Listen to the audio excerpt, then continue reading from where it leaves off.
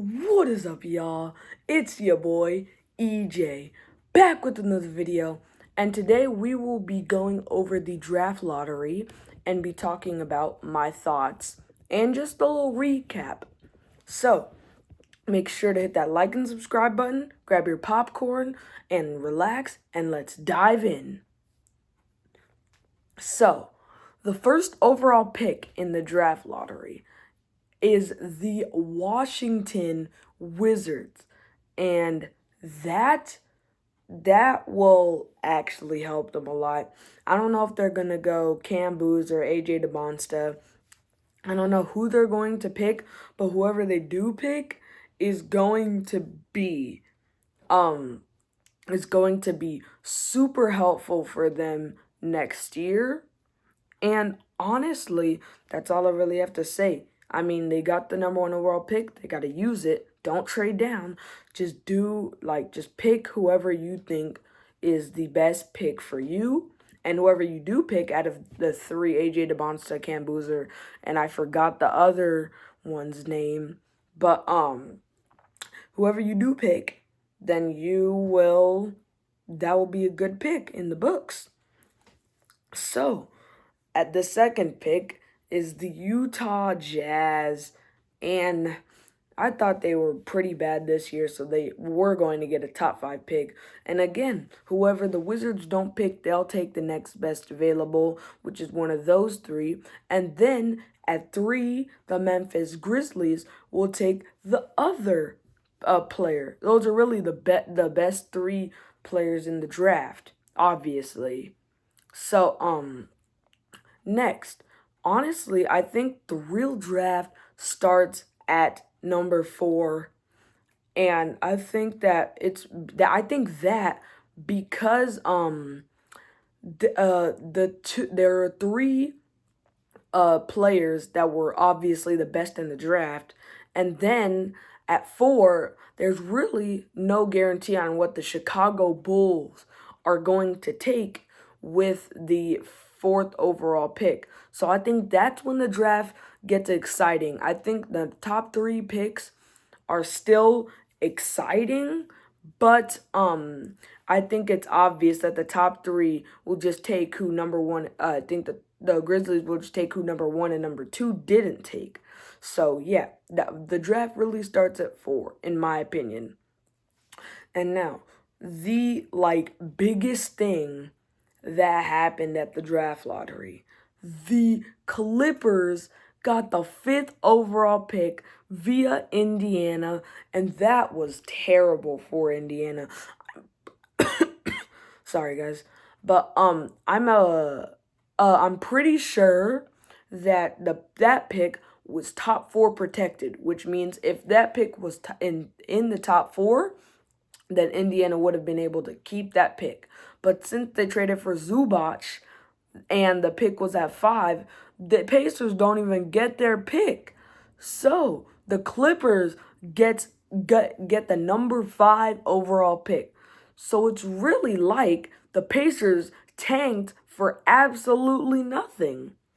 And I mean, you can see the Pacers don't have a pick in the first round, and they did all that tanking when they could have really won 30, 40 games. And instead, they decided to tank, saying, we're going to get a top 4 pick. We're going to get a top 4 pick. And they're going to say, we're going to trade for Zubac because we know that we're going to get a top 4 pick. But what happened? They didn't. And they got the 5th overall pick. That is just devastating for Pacers fans and just the Pacers in general. So the Nets get the 6th overall pick, and whoever they take is going to help out Michael Porter Jr. Well, I mean, he doesn't pass anyway, but the Nets can really need to turn their franchise around in the next couple seasons, and then they'll become contenders. I mean, they just need to hit on their draft picks and just be able to just get higher draft picks so they can take some of the best players in the draft. 6 is not a bad place. But like I said, 4 and on, we don't know who they're going to take. I mean, with the top 3, of course, we don't know who they're going to take, but we know that they're going to take the top 3 players, which I stated earlier in this video. So, the Kings get the 7th pick.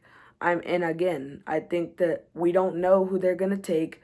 It just depends on what they think they need. But this is, again, their time to really rebuild. But I think these next teams are really lucked out with getting top 10 picks. So, the Atlanta Hawks get the 8th pick via the Pelicans, and this is going to help them so much. They made a good run in the playoffs. That means they're already a decent team with a top 10 pick. Never mind that, top 8 pick. They're gonna keep getting better and better. Jalen Johnson, CJ McCollum, Dyson Daniels. They're all really good players, but with this pick, depending on who they take, they could make it to like the 2nd or 3rd round next year in the playoffs. So that's a really good hit for them. And another, when they lucked out getting a top 10 pick, the Mavericks already rebuilding around Cooper Flag, and getting a top 10 pick is essential to the Mavericks' success in the next few seasons. And again, the Mavericks already rebuilding around Cooper Flag, adding another young piece to the mix will help Cooper Flag a lot, and they will definitely be in the playoffs next year, hopefully, if they pick the right player. So then the Bucks get the 10th pick in the draft, and I think that's again a decent spot. They still have Giannis, but he's like turning 31, I think, or 30, so he's going to start regressing soon enough. So I think they really need to get their young pieces now. So when Giannis retires, they will still have some pieces left that they can still probably make the playoffs with. And then another thing, OKC via Philadelphia gets a 17th pick. That is not a bad pick for most likely the NBA champions this year. That is actually really good pick for the most likely NBA champions here. And they can still hit on a pretty good young piece just to help that bench out a bit. Because coming off the bench, that's where the Thunder are really lacking, but it's not bad. So adding another young piece would really help their bench once their starting 5 gets tired. So that will help them. And then my Celtics get the 27th pick, which I'm not mad about, but I just think that next year we are going to be better. Jason Tatum's going to play a full season next year, most likely. So, yeah, we're going to play much better next season. And also, one more highlight. The Mavericks get another first-round pick, the last pick in the first round. I don't think that is too bad. Again, they're going to be able to add another good young player to help Cooper Flag. I think if they just pick the right players that are on the board, they will become playoff contenders next year if Cooper Flag's still doing the same things that he's doing. And Daniel Gafford, too. He's a good player for the Mavericks, too. He's going to have to help out Cooper Flag and these 2 young pieces that they'll most likely take with the 8th, I think, and the 9th and the 30th pick in the draft. And one more thing that I found out a couple days ago is whoever trades for Anthony Davis in the season will get the first overall pick next year. And this is just a little fun fact. This is kind of off topic, but this is a little fun fact. The Mavericks last year traded for Anthony Davis. They got the number 1 overall pick. The Wizards this year traded for Anthony Davis, and they got the number 1 overall pick. So that's kind of a little fun fact to end the video with, so you guys can go out with a giggle. So that is all I have for you today. If you have any recommendations for a video and anything I should talk about, comment it down below. I will catch you in the next one. EJ out.